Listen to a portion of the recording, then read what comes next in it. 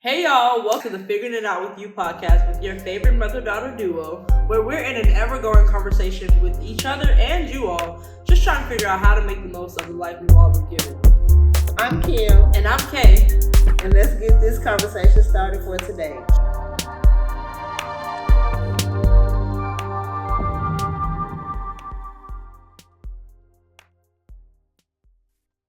Welcome back, party peeps. Whoop. I won't finish it. There it is. I'm not taking nobody, I'm not taking credit for nobody work. Oh, fair enough. Yeah, it's always been a minute, but we're always happy to be back with y'all. That's right. With each right. other. Welcome. Yeah. Good to see you guys as we are figuring it out. We're continuing to figure it out with you. So Yeah. So y'all know, I don't know if y'all know, but y'all know I'm like 22, and I recently graduated from college last December, and I feel like I was definitely one of those kids that loved school. I mean, I think a lot of kids love school for the social aspect, and just because it's like something to do. But then a lot of people also don't like school. I feel like I was the type of person that I like school for the social aspect and for like school, like the learning part. Like I liked all my teachers most of the time. you really did like school. Yeah. It's very strange. It was a fun time, And so I feel like since like being in college, which was also like very like in what do you call it? Exciting. Because it's like school all over, but also like at a like higher level, you get to like learn about things that are more interesting. You get to like be with your classmates that y'all are all like, grown. So it's just like it's different. And your teachers, you can get to know them on like a more personal level, also in college. And then it just ends. And I'm like, bro, like, what's up? Like, life, I'm subbing as a substitute teacher, just trying to see like where my path is. But also what I've been trying to do recently, or something that I realized like this week, is like I don't have to feel like I'm not learning, Obviously I know I'm still learning because I'm like doing things, like in my community, but also like as a substitute teacher. But I was also realizing like a lot of stuff that I feel like I would want to study if I went to school. I'm like, bro, there's books. Like, there's still books, So I've been trying to tell myself recently, like, you can still like learn, right? By like reading on your own and like applying that to stuff that you're doing. Um, so yeah, I wanted to see like, yeah, how can I really encourage myself to keep up like education, even especially in my times where I don't have much going on. When is that? What time is that? These weeks when the substitute's not hitting, when the teacher's not hitting me up, and I just be like at home, like, well, Yeah. Well, that makes sense. And yes, you're right. You always had the capacity to learn. There's always ways, avenues to gain knowledge. Because myself personally, I want to learn how to speak Portuguese. I think I know I took Latin in high school all of those years ago. Wow. And the reason I took Latin was because they said, oh, this will help you on your SAT because you'll know the structure of the words and it'll help you to be able to figure out the meaning of different things that you read. And it did help. It really did. But of course, we all know that Latin is a dead language. No one speaks Latin anymore. But most of the languages were derived from Latin. So that was my reason for taking it at that time. But I have been continuing my education, and I take many, many pauses and many, many breaks. I'm telling you, I wish I had just did it like I was supposed to do it 20 years ago. But for whatever reason, I'm here in this space doing what I'm doing. But nevertheless, I'm still making strides to be better, do better, and learn more. But that's what I'm thinking of doing. Yeah. So I guess I'm gonna have to Duolingo? Yeah, Duolingo. Get me some books and figure it out. We're gonna figure it out. You gonna help me figure it out? Yeah, because also we have our friends that speak Portuguese. So. Right, and that's one of my main reasons for wanting to learn how to speak Portuguese so that I can communicate. because Rosalie and I feel like we have a lot in common. Mm. She has adult kids, I have adult kids, and we're trying to figure out what to do with our lives after Yeah. the kids are adults. So that's one of the main reasons I want to learn how to speak Portuguese, because I really love talking to her, and I Mm. just feel so limited with my conversations. So, Yeah, that's fair. so what are you trying to learn, girl? What you, as if you don't need, as if you need another degree, right?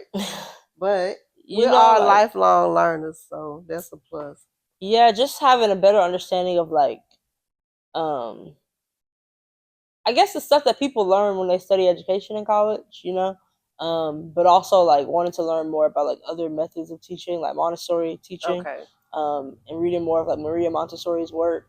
okay, Yeah, but also like I studied women's studies in college, and so I always tell myself that if I went back to school, I would probably do like continue that like Africa, but like maybe focus in on Black women, like Africana women's studies. okay, So just also reading more like in that realm. Recently, I got to go to this like academic conference that's also like for um, it's called Association for Baha'i Studies. So it's like Baha'i scholars and people like in their professions like trying to apply like the revelation to their fields of work. So that was really interesting. I got to be in like Africana Studies seminar for like 2 days. So it kind of like inspired me. Like, yeah, I feel like I need to read more and like, yeah, and explore that path. that's good. And I remember I used to really read a lot. I have so many books at home, and I really used to read them all. Like as soon as Mm, I got the book, I would read it from cover to cover. But the last 2 or 3 years, I probably have 20 books. I might have read 10 pages mm, and closed it and never picked it up again. yeah. But somebody asked me a question last week. What was the last thing you read? And I was like, Like the finished? Bible. Because I had literally just did a Bible study earlier that day. Gotcha. But I need to read. Like, I don't know what happened, why I haven't been reading, but that's definitely a way to gain knowledge. Yeah. I've been trying to pick back up at it too because I feel like my reading level, like my reading pace has really slowed down. So I've been trying to like, sometimes it takes me like an hour to read like five pages. I be like, wait a minute, how much time has passed? It's because sometimes like I also get distracted now, like have to go back to the last page. Right. What was it again? Okay. A question come up on like page 10. I'm like, wait, did they talk about this before? And I'm like trying to go back to find like where did they mention this to begin with? But recently, I've been reading this book. It's like 800 pages, and it's like like a historical fiction set after the Cold War, like a military family. That's been pretty interesting. I'm on like page 270, so Okay. I'm getting there. Well, But that's good. Yeah, I got to get back in practice of reading. And I just want to pose the question because a lot of people read digitally now, like reading on screens, like their mhm, iPad or Kindles. yeah, How do you like digital reading?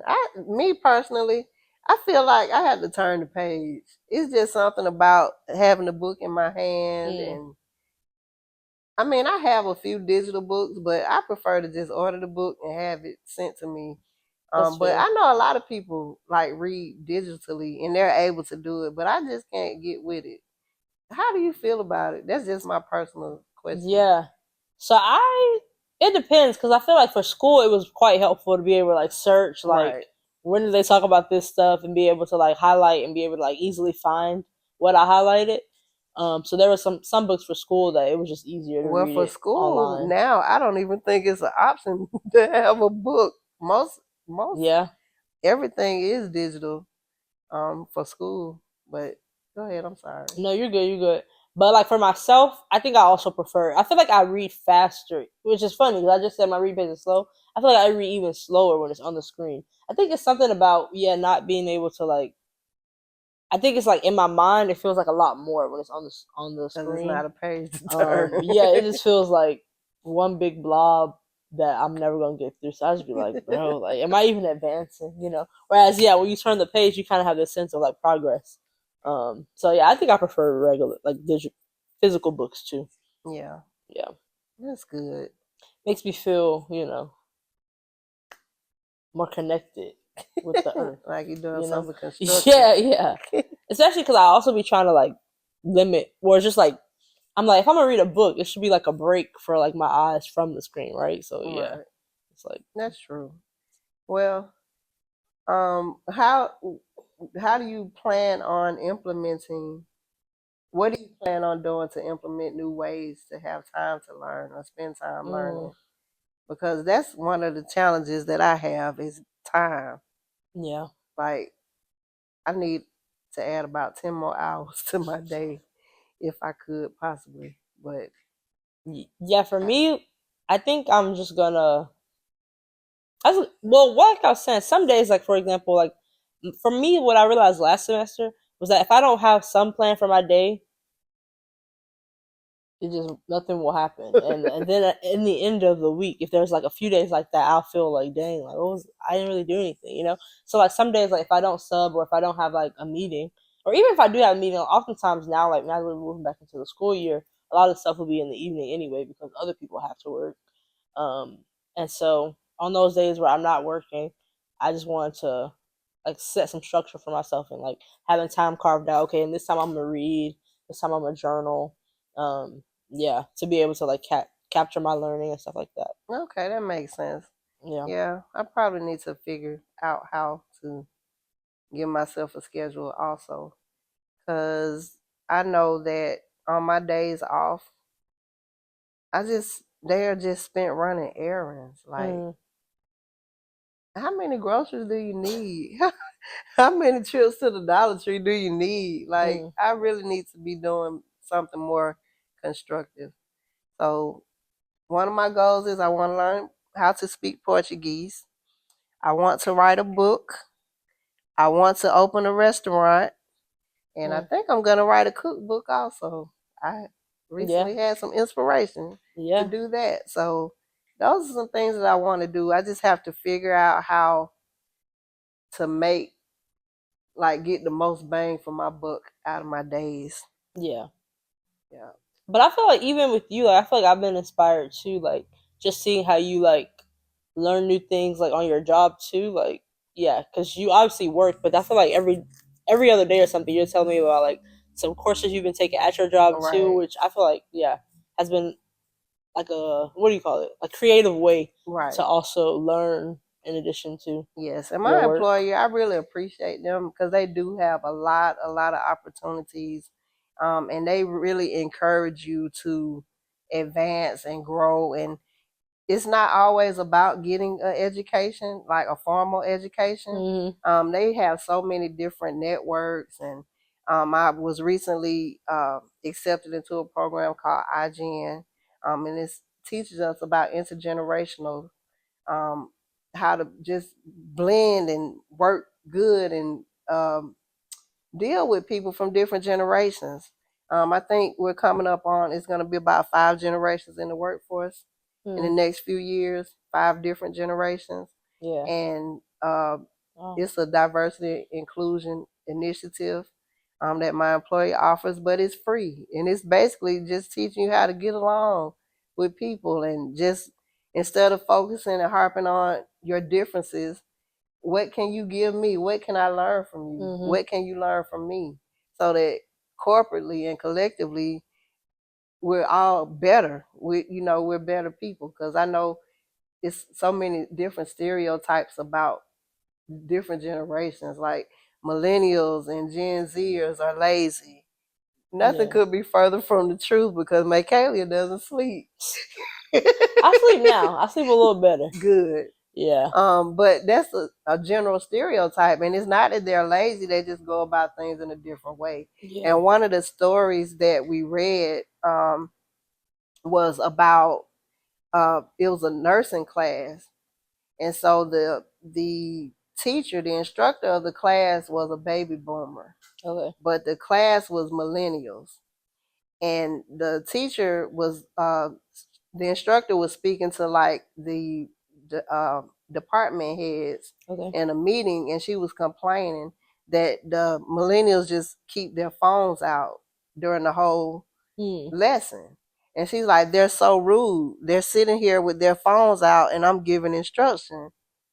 And so the department heads were like, well, can we kind of consider that they may be doing something else? But she's like, no, they're rude, they're disrespectful. She had already formed these opinions in her mind. And so they like did a poll to ask the class why they had their phones out. And 90% of the class was like, we were recording the lecture, which makes so much sense. Yeah. Because I even record lectures, you know. I sit and record church. If I'm in church, I record what the pastor's saying so I could go back and listen to it later.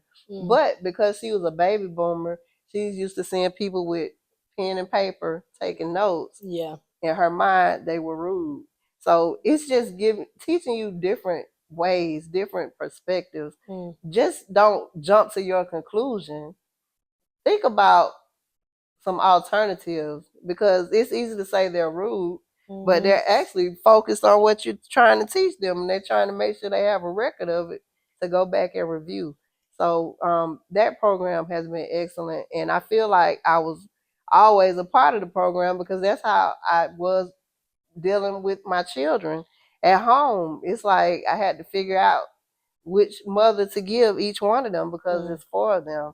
And it's easy to say, oh, everybody get the same treatment. I'm the same parent to everybody. But if you're the same parent to everybody, you're not a good parent because all of your children are different people. They need different things. And it's very, very, it requires a lot of work.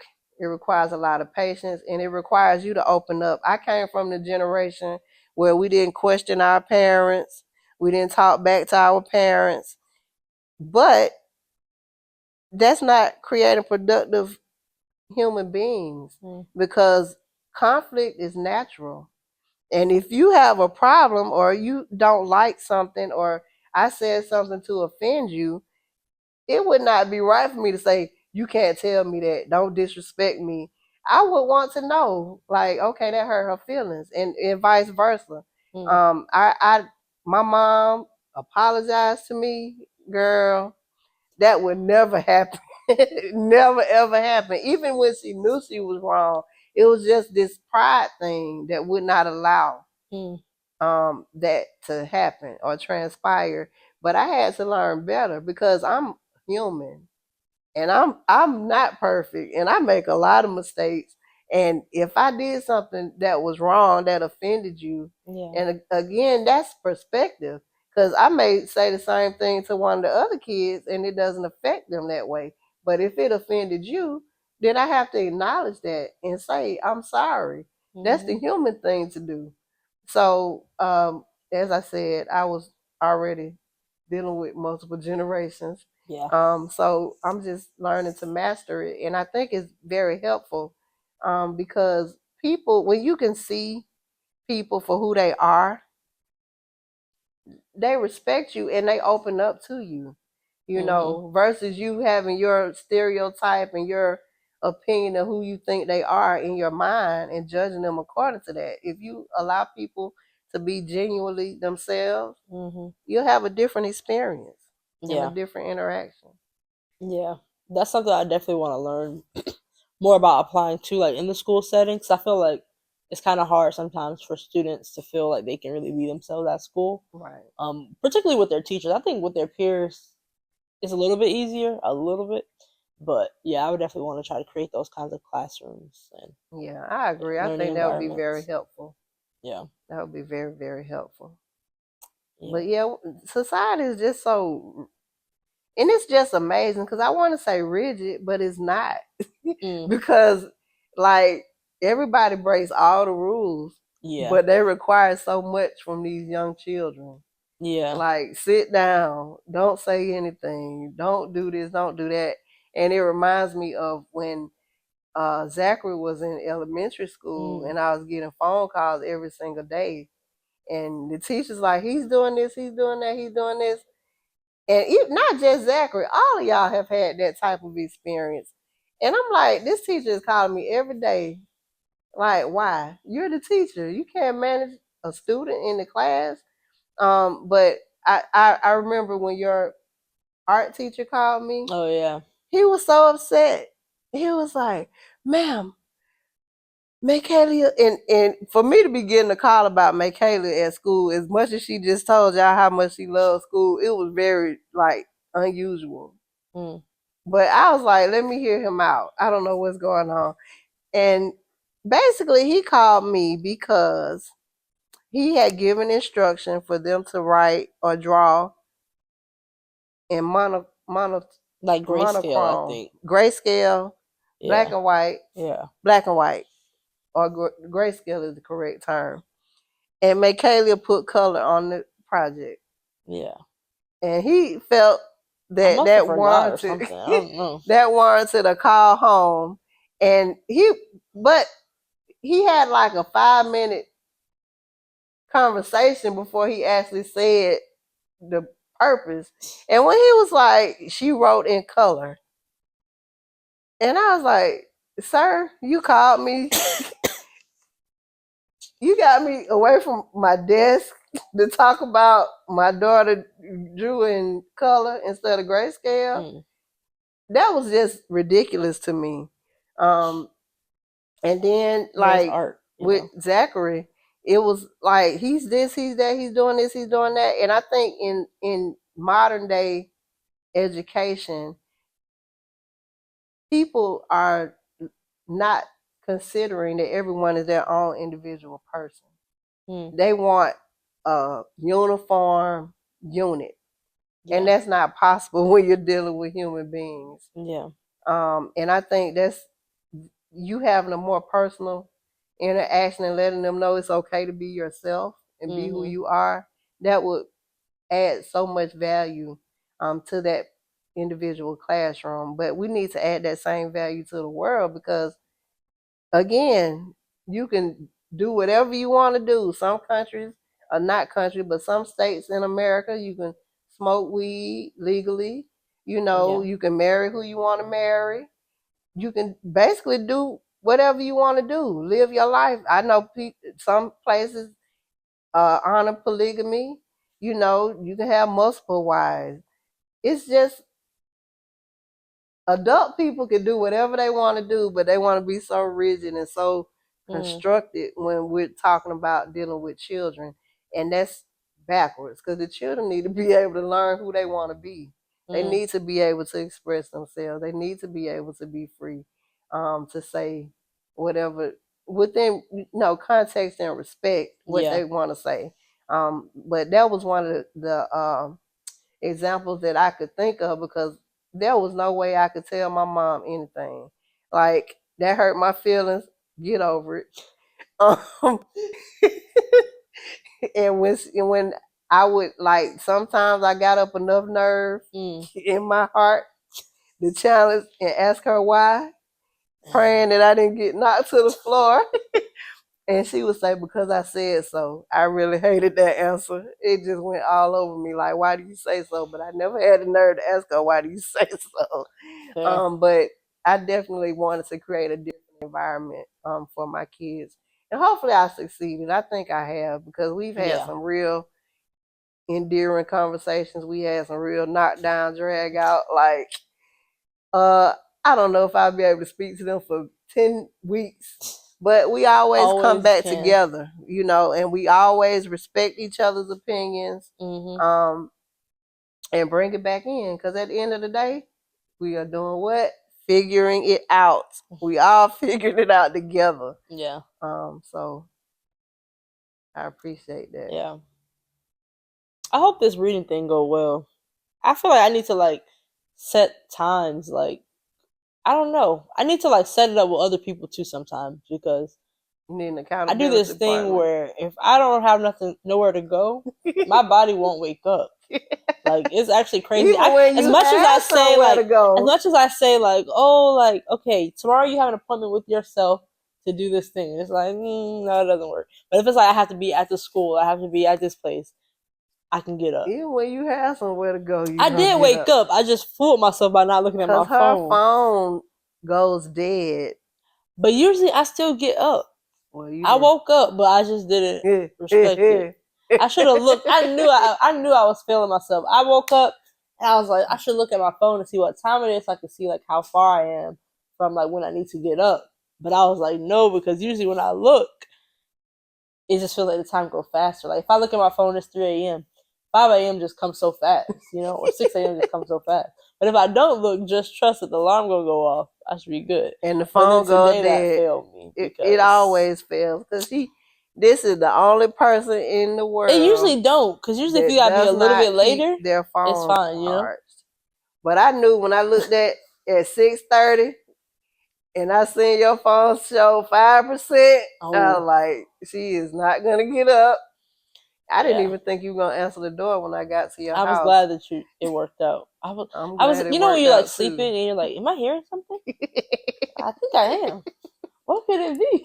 You're like, oh.